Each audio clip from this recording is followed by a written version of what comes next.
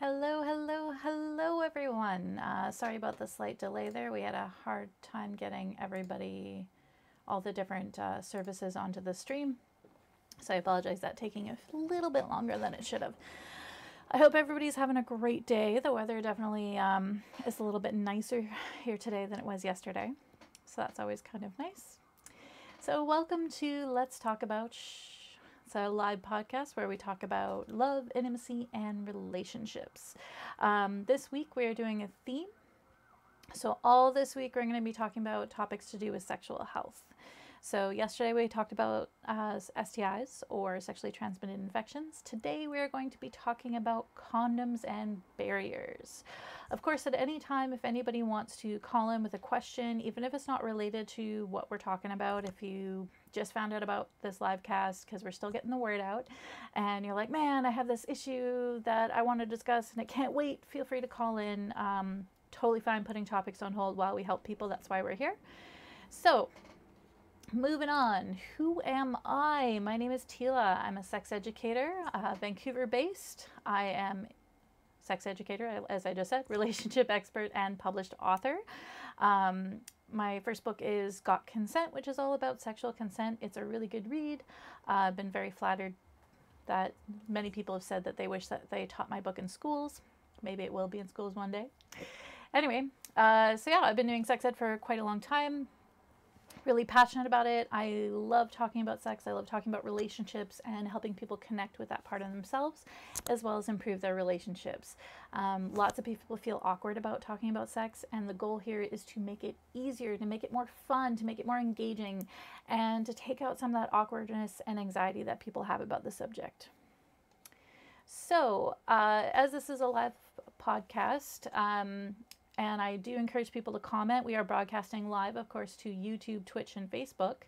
So if you want to comment, and I encourage you to please do so, please just remember that if people are calling in or if other people are commenting about things that they've experienced, you know, we're trying to create a nice positive space for everybody, right? This should be a safe place for people to talk about ideas, ask questions. There's no such thing as a stupid question. There's so much misinformation or lack of information that people have gotten about sex and intimacy and relationships, and society has taught us a lot of things that aren't exactly really helpful. So there's no such thing as a bad question. You know, if you want to comment, please do, but let's try and keep, you know, be supportive of each other, right? There's enough negativity going on in the world right now. We don't need more of it. We need a nice, positive, safe place for people. So just a couple helpful reminders, you know, when you're commenting, is it true? Is it helpful? Is it inspiring? Is it necessary if you're saying it to someone else? And is it kind? So let's keep this a fun and positive space for everybody, okay? So how's everybody feeling today? Good so far? See, we're still getting people jumping on, so that's fine. So open up the phone lines. Of course, call in whenever you have a thought, a question, a comment, a story. Maybe you know something I don't. Maybe you know something I missed in some of the topics that we're discussing. So feel free to comment or call in and add that. This is all about improving people's education, engaging people, building a fun community, okay? So the number again is 1-877-777-5589. Without much further ado, we will get started on today's fun sexual health topic, which is going to be condoms and barriers. I love it because usually that's when I get to pull out my helpful sex ed dildo, which was named by one of my sex ed classes, Mr. Jiggle Daddy, which I love. I love this dildo. I laughed so hard when I first saw it, and I was like, oh, this has to be my sex ed dildo. It's just too much fun. I love it so much. And now, when I first saw it, it was a couple years, I guess about 4 or 5 years ago when I first bought it. And now I see them a lot more all over the place. So yay, rainbow dildos for everybody. Woohoo! All right. So why is it important to use barriers? Why should we use condoms? Well, we kind of talked about that yesterday with sexually transmitted infections. I mean, there's a few other reasons as well, but just as recap, sexually transmitted infections can be hazardous to your health, I'm not going to go into that whole bunch because we did a whole hour on that yesterday. So we don't need to rehash that again today. The other major reason people want to use barriers of protection is in the case of a penis coming into contact with the vagina, there's a potential for an unwanted pregnancy. Unwanted pregnancies happen quite a lot, more than most people realize. So, hey Amanda, thanks for checking in. I love it when you guys comment. Let me know I'm not alone out here, right? So, unwanted pregnancies are actually pretty common. It's actually quite a problem with young adults and teens, mostly because they haven't received proper sex ed. Helpful tip, if you're a parent or an aunt or an uncle, or you have kids in your life in some way or some fashion, try and make sure that they're getting a comprehensive sex ed. Don't rely on those traditional sex ed programs. The scare tactics are not effective. Teens who have comprehensive sex ed are actually significantly more likely, when I say significantly, it's like 70 to 80% more likely to delay their first sexual experience and also make smarter choices when they do start having sex. So comprehensive sex ed is good. We love it. We love it. Okay, so now that we sort of rehashed why we want to use barriers, let's talk about the different kinds. Now, some of you may be like, different kinds? What is she talking about? There's actually 3 types that we're going to talk about today. So there's external condoms, internal condoms, and dental dams. Now, traditionally speaking, people talk about, I call them external condoms. They're traditionally called male condoms. I call them external because they go on the outside of the part of the body, and not everyone who wears them is necessarily male. So, external condoms, and that's the one we're going to start with today. Now, these type of condoms are the most common known. They're the ones that people have the most experience with. So I'm not going to spend a tremendous amount of time on them, but we're going to cover some really important basics. So just actually checking the expiry date on this one. Oh, next year, that's good. So when you're looking at using an external condom, it's always, well, when you're using a barrier of any kind, whether external or internal or a dental dam, you should always be checking the expiry date. Typically that's on the package, usually on the back. I don't know if you guys can, I don't know if the camera is going to be good enough to see that, but see, this one expires May 31st next year, which is good. Lots of time. Most condoms usually are good for about, I think it's usually 2 or maybe 3 years. I think it's 2 years though. So that's usually how long they last, which is a good amount of time. For these types of condoms, you want to make sure that they're stored somewhere that's not too hot, not too cold. And I know, hello Catherine, thank you. Proper sex ed is super important. I also wish I had better sex ed when I was a teen. Thank you for commenting. I love it when people do that. Anyway, so these condoms should be stored somewhere safe. Lots of people, traditionally, their go-to is to put one in a wallet. That's actually not a good place to store a condom. While it can make it super accessible and it presumably always with you because you have your wallet, what can actually happen is the pressure from being in the wallet can squish the condom and actually cause weak spots that can cause it to break. Also, the condom, especially if it's in a back pocket or if it's in a pocket that's getting pressed a lot and it's right next to your skin, so there's going to be more body heat, which means the condom's going to get hotter, which can also cause weak points. So not the best place to store it. I'd recommend like a bag.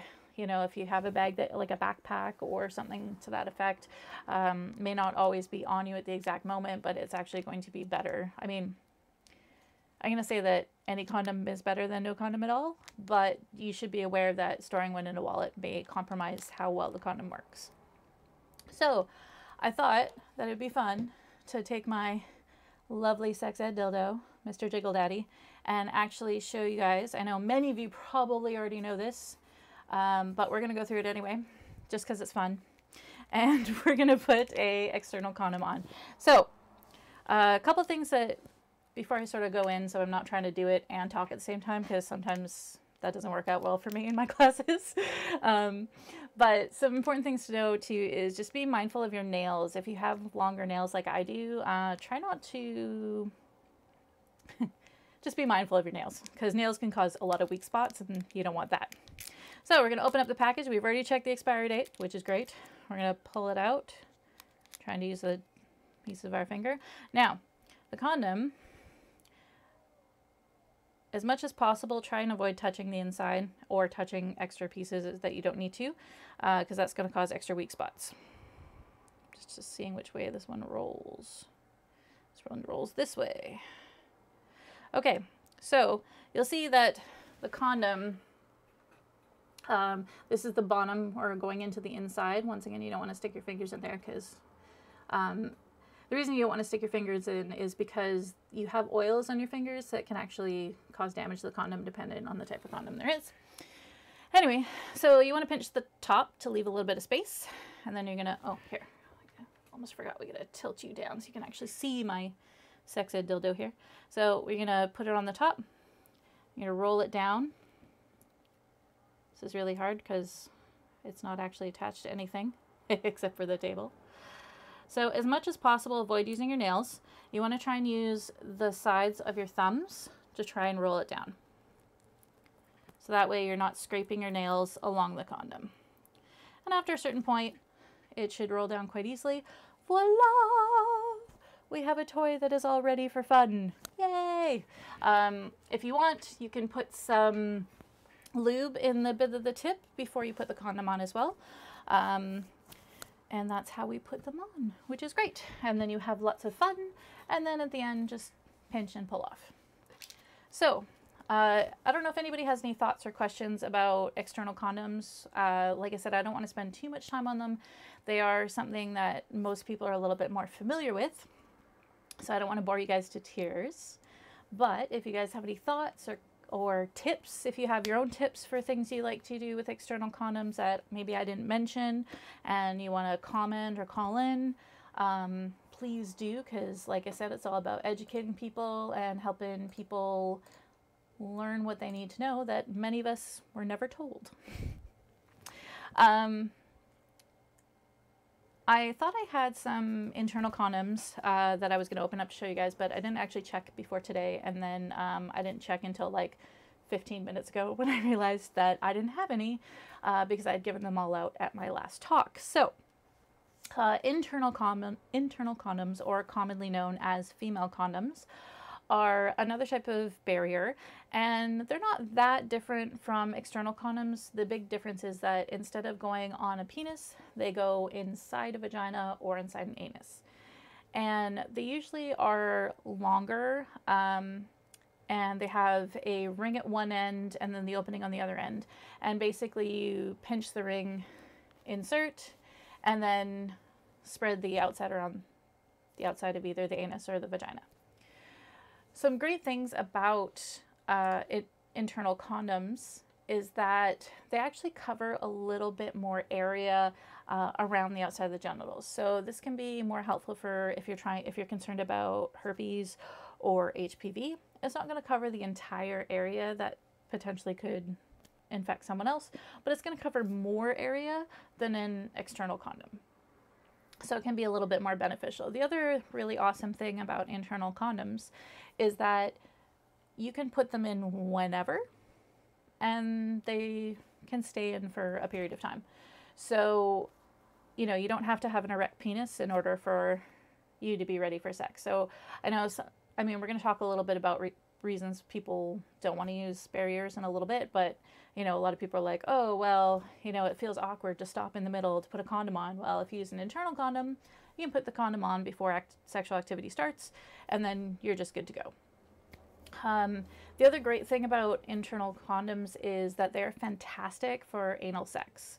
In fact, they're quite popular, I'm told, among the gay community, because gay men can slip them in before they go out for the night in case they meet someone if they're looking to hook up, and they're already ready to go. And also, once again, they cover a little bit more of the outside of the body as well. So in the case of anal sex, that can actually help with keeping things a little bit cleaner, which is great. but we'll save all our anal sex tips for another episode. That's not quite what we're covering today. I don't know, does anybody have any tips or thoughts or questions about internal condoms? Comment or call in.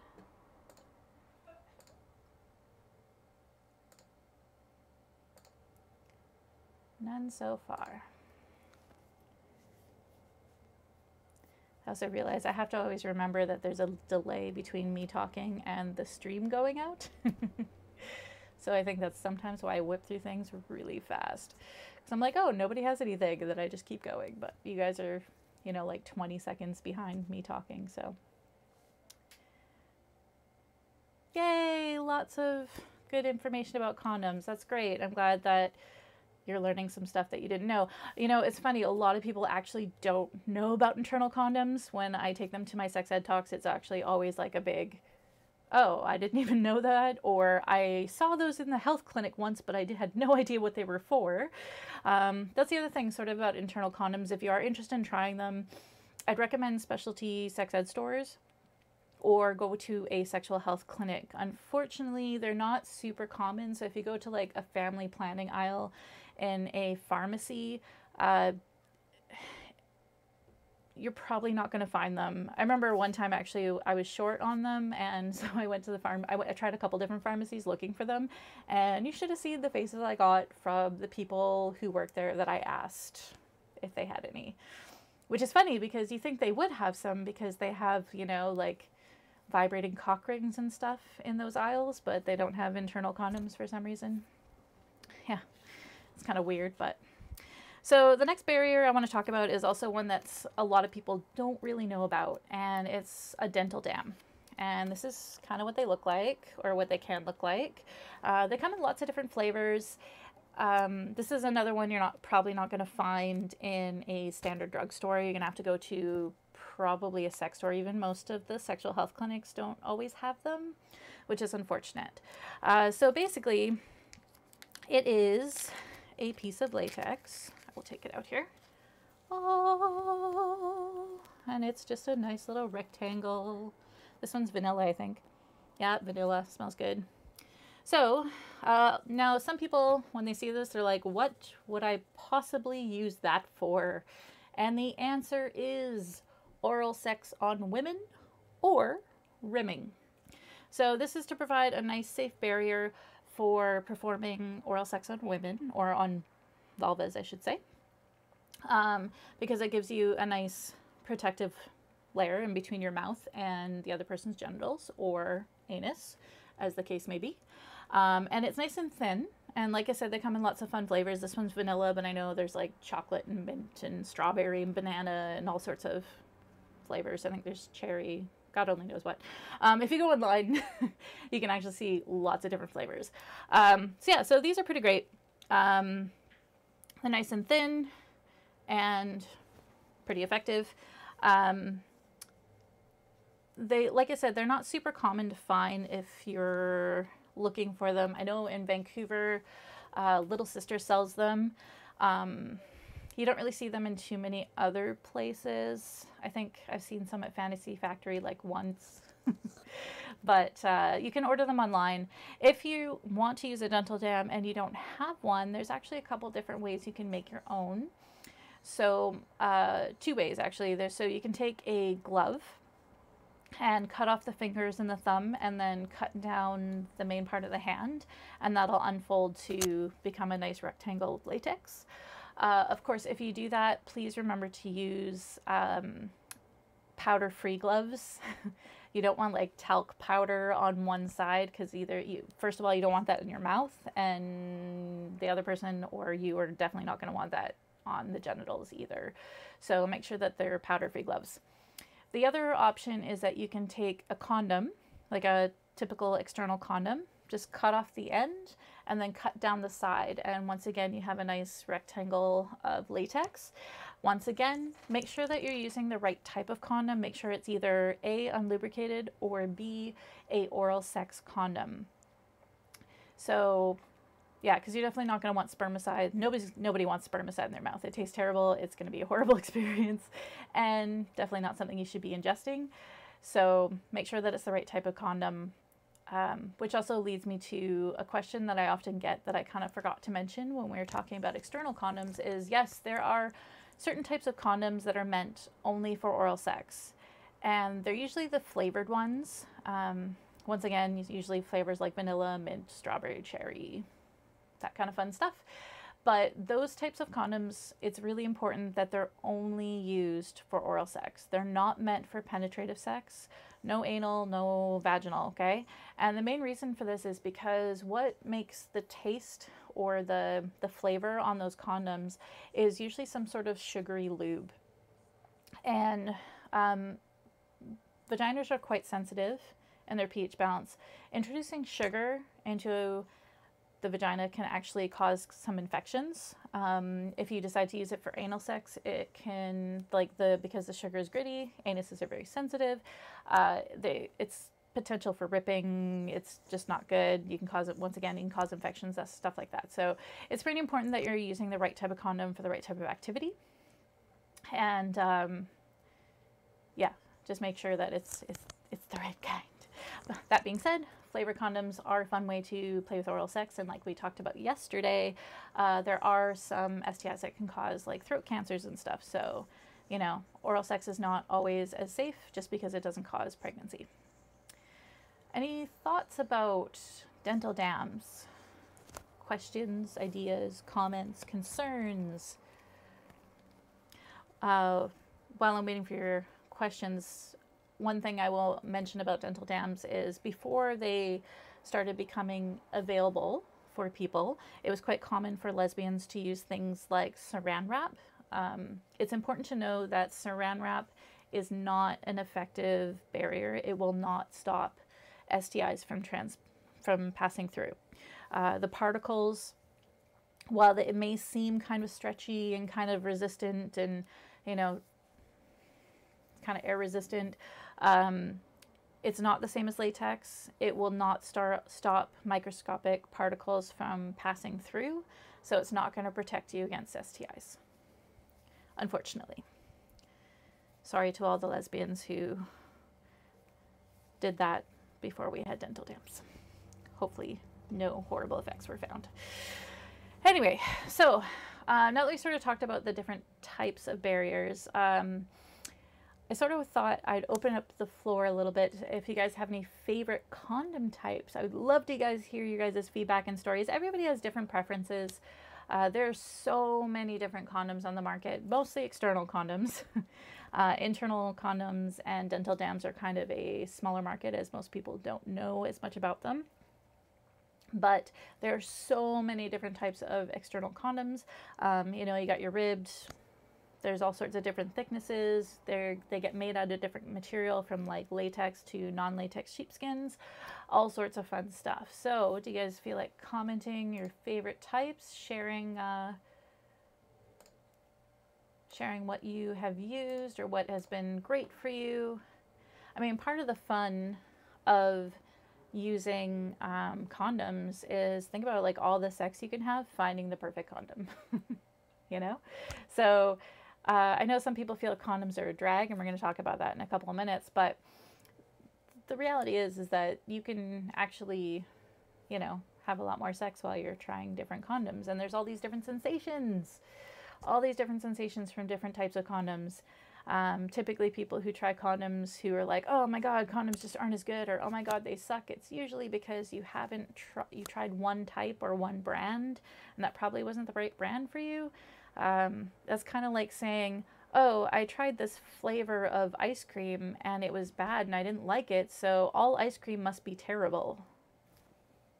It's kind of a ridiculous statement, right? Ice cream is delicious. You just have to find the right flavor for you. So condoms are kind of the same. There's so many out there, and there's so many different sensations that, you know, if you're not finding, you have to try more than one, you know, got to try more than one. I guess nobody wants to share their favorite type, and that's okay. You don't have to. We're totally on the consent train here, so if you don't feel like sharing, that's okay. So, as I sort of mentioned, there's a lot of reasons why people sort of reject the idea of condoms. One of the biggest complaints is that, oh, it doesn't feel as good, or it's just not as good. And to that, I reiterate the argument I just made. That's like saying you had one type of ice cream and it was terrible, and so now all ice cream is awful. I think that you just need to sort of, people need to experiment more and be open to it more. I think that's sort of tied in with the whole perception that, you know, people have this notion that condoms just aren't as good, or they can't be as pleasurable, which is, I mean, I'm sure that started because when we first started having condoms over the years, you know, they probably weren't as good and they probably didn't feel as good, you know, but we've come a long way. There's so much out there now. And a lot of research and money and effort has been spent trying to make it better. So, you know, it's all about experimentation, finding what works for you. At the end of the day, your personal preference is still your personal preference, and whatever level of risk you want to assume with your sexuality, that's entirely your choice, as long as it's compromised with the partner that you're playing with, right? If a partner is saying that they definitely want to use condoms, that should definitely be respected because they're protecting their health. We're going to talk a little bit tomorrow about fluid bonding, which is kind of, oh no, sorry, that's on Thursday. We're talking about fluid bonding on Thursday. Tomorrow we're talking about testing. But, you know, we'll talk a little bit about the ownership of sexual health and how that plays out when you're negotiating with a partner on Thursday when we talk a little bit more about fluid bonding. But if somebody wants to use a condom, that should be respected, right? Because that's part of consent. That's part of that whole informed, you should know what activities you're consenting to, you know? If you don't want to take the risk with your health, nobody should be making you take the risk with your health, just like you shouldn't make someone else take the risk. So a couple common objections that people have for refusing to use condoms, and I just kind of want to run over them because sometimes when I talk to people about it and they're like, yeah, I really want to use condoms, but then I feel really awkward about saying that I want to use them and enforcing that, and then people kind of come up with all these excuses and I just don't know what to say. So with that in mind, let's run over a few common objections and what some people can say. And once again, if you want to pitch in your own, feel free. I always love to hear what other people come up with and what other people have said. I've heard some real zingers in some of the sex ed classes I've taught. People are very creative and I love it. So one of the main things is somebody says, you know, something like, oh, I'm totally clean. You know, I'm totally clean. There's no worry. Okay, well, in the case of heterosexual sex or penile vaginal sex, what about pregnancy? Right? So there's that. Also, one of my favorite responses to I'm totally clean is something, you know, a little glib like, yeah, me too, just had a shower. Whew, done. The reality is that whether or not someone is clean, which I personally don't really care for that terminology when we're talking about STIs, because people who have STIs are not dirty. And it's a horrible stigma thing that I don't really care for. So that aside, it doesn't matter if somebody is doesn't have any STIs, or if they do, that doesn't matter about the choice to use condoms. You know, I mean, yes, it's a level of risk, but it's also a level of comfort, what you are psychologically comfortable with when having sex with someone else. And that's going to change depending on the relationship you have with that person, what your personal history is, your own anxiety levels. Some people get super anxious about sexual activities, and condoms make them feel better. I know plenty of women who have said that, you know, even when they're on birth control, if they have sex without a condom, they are petrified until they get their period. And is it really worth all that anxiety? You know, you got to think about your mental health. You got to think about your choices and what's going to make you feel the best and what's going to make you enjoy the experience. Some people cannot relax if they don't have a condom during sex because they're too anxious about what could be. So whether or not somebody has an STI should only matter in terms of, you know, the understanding the level of risk. Aside from that, it has no bearing on whether or not you should use condoms during sex. It's really about what's going to make you comfortable. Another common line is, well, I'm a virgin, so there's no risk. One of the incredibly glib responses I got in one of my classes is a girl piped up and said, well, if you want to stay a virgin, that's okay. We can find something else to do. And I was like, oh, touche. Way to press for your rights. That's awesome. That still makes me smile. Another common thing is people saying, in the case, this is mostly used for external condoms, so people with penises saying that, oh, well, I'm too big for a condom, they don't fit me, it's not comfortable because they're too tight. I don't know if you guys ever saw, I mean, I know there's like a lot of challenges called the Condom Challenge on YouTube and stuff like that, but a couple years ago there was one where people were filling condoms full of water and then dropping it on their head so the condom would like break around their face, which is kind of dangerous, so please don't do that. But it basically shows how huge condoms are. Like they stretch an insane amount. Like they're massive. It's also really important to note that there are condoms in different sizes, like a whole range of sizes. So once again, if someone is finding a condom too tight, then they're probably just using the wrong size or the wrong condom brand, and they just need to try something different. The other thing too is that if someone is so big that condoms do not fit, there's the concern that, you know, sex with that person might hurt.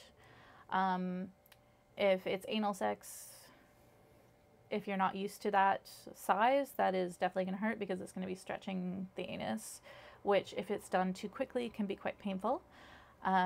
If it's vaginal sex, then, I mean, the vagina is somewhat stretchy. It's a little like a balloon, and it does stretch to accommodate most penis sizes. However, there is a range, and that's going to vary from person to person. It's based on genetics, it's based on ethnicity, stuff like that. So, but when somebody hits their max range of stretch, the penis is actually going to hit the top, or basically hit the uterine or the cervical wall. And that hurts. It's very uncomfortable. It's not a good feeling. So if somebody is saying, oh my God, condoms don't fit me, I'm just way too big, and you're thinking about doing anal or vaginal sex with that person, that might be something you might want to talk about, because there's a potential for injury. Anal sex could be ripping, you know, or it could just really hurt and be uncomfortable. So that kind of brings up a different conversation, but an important one to have. Anybody have any thoughts or comments about anything I've said so far? Any feedback, other things you've said, maybe an objection you've heard that you'd like to hear a response to?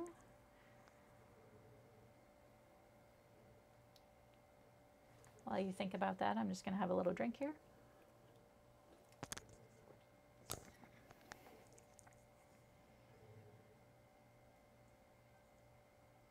Okay, well, so far nothing, but if you think of anything, please do not hesitate to pop in the chat or call in. So there's lots of different ways we can address common objections. Oh, I remember the last one I wanted to mention is that some people do have a latex allergy. There are a lot of condoms made out of latex. However, there are a growing number of companies that make latex-free condoms. So the other thing too is that some people don't realize is that many lubricated condoms come with spermicides in them, and it could be a reaction to the spermicides that a person is having. So if it may not be the latex, it could be the lubricant or the spermicide. So, pardon me, just something to be aware of. In the time that we have left, if nobody else has any thoughts about anything we've talked about barriers today, I do want to talk a little bit about stealthing. It's a pretty important topic. I don't know, I'm not going to make the assumption that everybody knows what stealthing is, because it's kind of something that's newer. Not a lot of people talk about it. It's only really been discussed in the last couple of years. I think I first came across it 4 years ago, and it was still considered relatively new at that time. So stealthing is a practice where one person consents to sex with a condom and then partway through the act removes the condom without the knowledge or consent of the other person. Most commonly, this has been reported to be perpetuated by heterosexual men. If there are other instances, they haven't been as talked about. I haven't come across them personally myself, but that doesn't mean it can't or hasn't happened. So I wouldn't recommend too much going to look at websites that talk about stealthing, mostly because they are written by men who advocate for stealthing. And I will honestly say that some of the stuff said on there is extremely upsetting and kind of offensive. Briefly summarize the ideas, it's often that men who perpetuate stealthing are basically doing so because A, they feel sex feels better without it, they feel it's harmless, or they feel it is owed to them. In some extreme examples on stealthing websites, you're getting into some language that's very incel-like, where women are objects, sex is owed to them, full, sex without condoms, full absolute control is owed to them, and consent of their partners does not matter. It can be pretty intense and kind of disturbing, so just an FYI, please don't go and look at that unless you feel you're prepared to handle it. But the good news is that the laws are starting to catch up with some of this stuff. So a couple of years ago, it wasn't really that much on the radar in the law courts. However, in the last couple of years, it has shot to prominence. So in Canada, for example, there's been 2 cases off the top of my head that I can think of, where stealthing has been acknowledged as a violation of consent. Most notably, there was a case in Nova Scotia. It's R.V. Hutchinson, I think it was. And in that particular case, the man poked a hole in the condom, and the woman in the case got pregnant, and she had no idea that had happened. And originally the case was dismissed, but then it was taken up to Supreme Court of Canada, and the Supreme Court ruled that there was no consent and that it was a violation. And that has sort of opened the door a little bit for some other cases. Like there was recently, I think it's a BC case actually, where the man is going to be, like the case is getting reopened and he's going to be retried because of the stealthing. So that's good, because stealthing has actually been happening a lot longer than anybody's really talked about it. And I think that with Me Too and a lot of the more conversations we're having about consent, it has actually opened the door for some of these conversations about things that people didn't feel right about, but didn't have the language to talk about or articulate why it was wrong. In the US, they're also starting to look at stealthing differently. Not in all states yet, but Wisconsin, I believe, is trying to pass a bill. I think I read something about that last week, that they're trying to pass a bill in order to make it a criminal offense. And in California, it's actually already been added to the legal definition of rape. So that's some really positive news. I think we'll see how things go in terms of legalities, how that evolves. But it's definitely some steps forward in terms of consent and the law, which I will take any advance that we can get. I don't know if anybody has any thoughts or comments or questions about stealthing.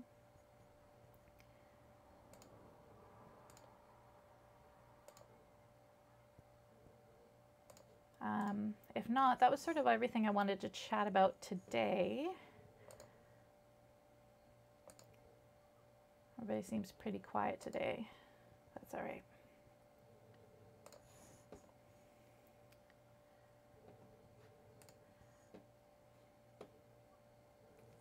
So just as a reminder, we are talking about sexual health all this week. Tomorrow, as I believe I mentioned, we're going to cover getting tested. We're also going to talk a little bit about stigma of STIs and all that. On Thursday, we're going to be discussing fluid bonding and what that means, what that looks like, common arguments against fluid bonding, and so on and so forth. And then on Friday, we're going to be talking about living with disease, so living with STIs that we don't currently have a cure for. At any point, if you have questions that either if maybe you didn't catch this live, or maybe you did but you thought about it afterwards and you're like, oh, I wish I'd asked that, or oh, I wish I had called that in, you know, save that. You can always call anytime this week, but we're definitely going to have a question and answer period on Friday to talk about any questions that might have come up throughout this week. So I guess since everybody's pretty quiet and we don't have any calls, so tomorrow we will be back again for our next episode. That's tomorrow the 27th at 8 p.m. Pacific and 11 p.m. Eastern. Please feel free to check out my website. It's exploresextalk.com. There's lots of free articles on there about sexual health. There's games and puzzles to help you remember, test your knowledge, all that kind of good fun stuff. There's even more articles about relationships, love, sex, the whole 9 yards. And if you're looking for something a bit extra and you want to really, really, you know, pump up your sex skills, think about joining our Sexy Hero Society, which is our online membership portal. Every week we publish fantastic new content for our members. Everything from relationship challenges to, you know, sex positions to, I have a series called Erotica Slam, which is, you know, erotic poetry read and set to music. There's coloring pages. There's all sorts of fun stuff on there. And it all can be yours for $20 a month. So yeah, thank you guys so much for taking time to join me and learn about barriers. I hope you guys enjoyed it and learned lots. And I will see you all tomorrow. Same bat time, same bat channel. And everybody, you guys have a great night.